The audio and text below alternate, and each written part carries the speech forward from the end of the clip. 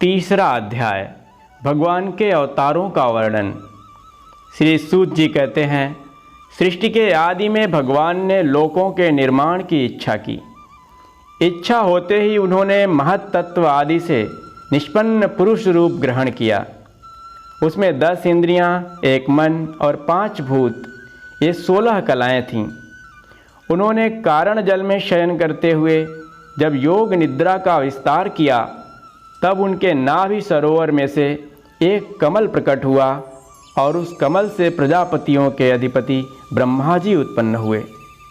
भगवान के उस विराट रूप के अंग प्रत्यंग में ही समस्त लोकों की कल्पना की गई है। वह भगवान का विशुद्ध सत्वमय श्रेष्ठ रूप है। योगी लोग दिव्य दृष्टि से भगवान के उस रूप का दर्शन करते हैं। भगवान का वह रूप हजारों पैर, जांघें, भुजाएं और मुखों के कारण अत्यंत विलक्षण है। उसमें सहस्त्रों सिर, हजारों कान, हजारों आँखें और हजारों नासिकाएं हैं। हजारों मुकुट, वस्त्र और कुंडल आदि आभूषणों से वह उल्लसित रहता है। भगवान का यही पुरुष रूप, जिसे नारायण कहते हैं, अनेक अवतारों का अक्षय कोश है। इसी से सारे अवतार प्रकट होते हैं। इस रूप के छोटे से छोटे अंश से देवता, पशु पक्षी और मनुष्य आदि योनियों की सृष्टि होती है। उन्हीं प्रभु ने पहले कौमार सर्ग में सनक, सनंदन, सनातन और सनत कुमार, इन 4 ब्राह्मणों के रूप में अवतार ग्रहण किया। अवतार ग्रहण करके अत्यंत कठिन अखंड ब्रह्मचर्य का पालन किया। दूसरी बार इस संसार के कल्याण के लिए समस्त यज्ञों के स्वामी उन भगवान ने ही रसातल में गई हुई पृथ्वी को निकाल लाने के विचार से सूकर रूप ग्रहण किया। ऋषियों की सृष्टि में उन्होंने देवर्षि नारद के रूप में तीसरा अवतार ग्रहण किया और सात्वत तंत्र का, जिसे नारद पांचरात्र कहते हैं, उपदेश किया। उसमें कर्मों के द्वारा किस प्रकार कर्म बंधन से मुक्ति मिलती है, इसका वर्णन है। धर्मपत्नी मूर्ति के गर्भ से उन्होंने नर नारायण के रूप में चौथा अवतार ग्रहण किया। इस अवतार में उन्होंने ऋषि बनकर मन और इंद्रियों का सर्वथा संयम करके बड़ी कठिन तपस्या की। 5वें अवतार में वे सिद्धों के स्वामी कपिल के रूप में प्रकट हुए और तत्वों का निर्णय करने वाले सांख्य शास्त्र का, जो समय के फेर से लुप्त हो गया था, आसुरी नामक ब्राह्मण को उपदेश किया। अनसुया के वर मांगने पर 6ठे अवतार में वे अत्रि की संतान दत्तात्रेय हुए। इस अवतार में उन्होंने अलर्क एवं प्रहलाद आदि को ब्रह्म ज्ञान का उपदेश किया। 7वीं बार रुचि प्रजापति की आकुति नामक पत्नी से यज्ञ के रूप में उन्होंने अवतार ग्रहण किया और अपने पुत्र याम आदि देवताओं के साथ स्वयंभू मनवंतर की रक्षा की। राजा नाभि की पत्नी मेरु देवी के गर्भ से ऋषभ देव के रूप में भगवान ने 8वां अवतार ग्रहण किया। इस रूप में उन्होंने परमहंसों का वह मार्ग, जो सभी आश्रमियों के लिए वंदनीय है, दिखाया। ऋषियों की प्रार्थना से 9वीं बार वे राजा पृथु के रूप में अवतीर्ण हुए। शौनक आदि ऋषियों, इस अवतार में उन्होंने पृथ्वी से समस्त औषधियों का दोहन किया था। इससे यह अवतार सबके लिए बड़ा ही कल्याणकारी हुआ। चाक्षुष मनवंतर के अंत में जब सारी त्रिलोकी समुद्र में डूब रही थी, तब उन्होंने मत्स्य के रूप में 10वां अवतार ग्रहण किया और पृथ्वी रूपी नौका पर बैठाकर अगले मनवंतर के अधिपति वैवस्वत मनु की रक्षा की। जिस समय देवता और दैत्य समुद्र मंथन कर रहे थे, उस समय 11वां अवतार धारण करके कच्छप रूप से भगवान ने मंदराचल को अपनी पीठ पर धारण किया। 12वीं बार धन्वंतरी के रूप में अमृत लेकर समुद्र से प्रकट हुए और 13वीं बार मोहिनी रूप धारण करके दैत्यों को मोहित करते हुए देवताओं को अमृत पिलाया। 14वें अवतार में उन्होंने नरसिंह रूप धारण किया और अत्यंत बलवान दैत्यराज हिरण्यकश्यपु की छाती अपने नखों से अनायास इस प्रकार फाड़ डाली जैसे चटाई बनाने वाला सींग को चीर डालता है। 15वीं बार वामन रूप का धारण करके भगवान दैत्यराज बलि के यज्ञ में गए। वे चाहते तो थे त्रिलोकी का राज्य, परंतु मांगी उन्होंने केवल 3 पग पृथ्वी। 16वें परशुराम अवतार में जब उन्होंने देखा कि राजा लोग ब्राह्मणों के द्रोही हो गए हैं, तब क्रोधित होकर उन्होंने पृथ्वी को 21 बार क्षत्रियों से शून्य कर दिया। इसके बाद 17वें अवतार में सत्यवती के गर्भ से पराशर जी के द्वारा वे व्यास के रूप में अवतीर्ण हुए। उस समय लोगों की समझ और धारणा शक्ति कम देखकर आपने वेद रूप वृक्ष की कई शाखाएं बना दी। 18वीं बार देवताओं का कार्य संपन्न करने की इच्छा से उन्होंने राजा के रूप में रामावतार ग्रहण किया और सेतु बंधन, रावण वध आदि वीरतापूर्ण बहुत सी लीलाएं की। 19वें और 20वें अवतारों में उन्होंने यदुवंश में बलराम और श्री कृष्ण के नाम से प्रकट होकर पृथ्वी का भार उतारा। उसके बाद कलयुग आ जाने पर मगध देश में देवताओं के द्वेषी दैत्यों को मोहित करने के लिए अजन के पुत्र के रूप में आपका बुद्धावतार होगा। इसके भी बहुत पीछे जब कलयुग का अंत समीप होगा और राजा लोग प्रायः लुटेरे हो जाएंगे, तब जगत के रक्षक भगवान विष्णु यश नामक ब्राह्मण के घर कल्कि रूप में अवतीर्ण होंगे।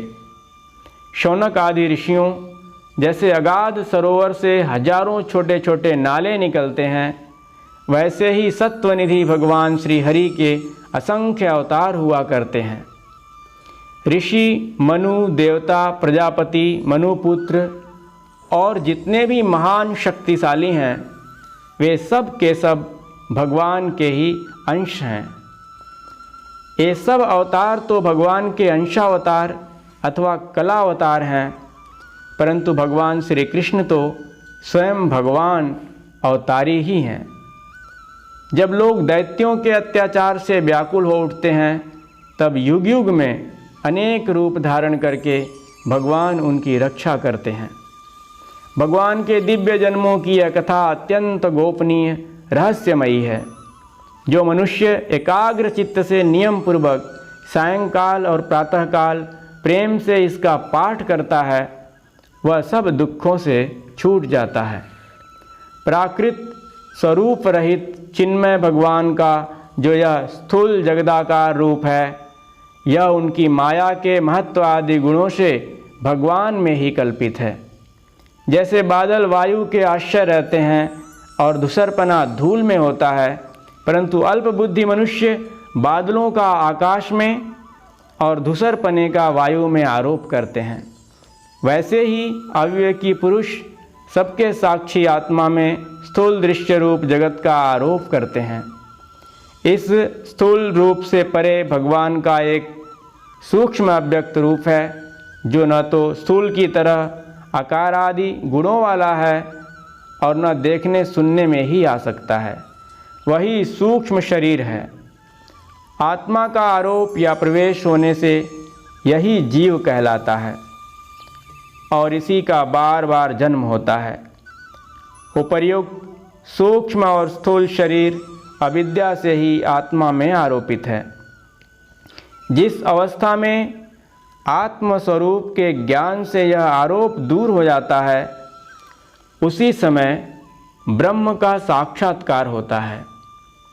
तत्वज्ञानी लोग जानते हैं कि जिस समय यह बुद्धि रूपा परमेश्वर की माया निवृत्त हो जाती है, उस समय जीव परमानंदमय हो जाता है और अपनी स्वरूप महिमा में प्रतिष्ठित होता है। वास्तव में जिनके जन्म नहीं हैं और कर्म भी नहीं हैं, उन हृदयेश्वर भगवान के अप्राकृत जन्म और कर्मों का तत्वज्ञानी लोग इसी प्रकार वर्णन करते हैं, क्योंकि उनके जन्म और कर्म वेदों के अत्यंत गोपनीय रहस्य हैं। भगवान की लीला अमोघ है। वे लीला से ही इस संसार का सृजन, पालन और संहार करते हैं, किंतु इसमें आसक्त नहीं होते। प्राणियों के अंतःकरण में छिपे रहकर ज्ञानेंद्रिय और मन के नियंता के रूप में उनके विषयों को ग्रहण भी करते हैं, परंतु उनसे अलग रहते हैं। वे परम स्वतंत्र हैं। ये विषय कभी उन्हें लिप्त नहीं कर सकते। जैसे अनजान मनुष्य जादूगर अथवा नट के संकल्प और वचनों से की हुई करामात को नहीं समझ पाता, वैसे ही अपने संकल्प और वेद वाणी के द्वारा भगवान के प्रकट किए हुए इन नाना नाम और रूपों को तथा उनकी लीलाओं को कुबुद्धि जीव बहुत सी तर्क युक्तियों के द्वारा नहीं पहचान सकता। चक्रपाणि भगवान की शक्ति और पराक्रम अनंत हैं। उनकी कोई था नहीं पा सकता। वे सारे जगत के निर्माता होने पर भी उससे सर्वथा परे हैं।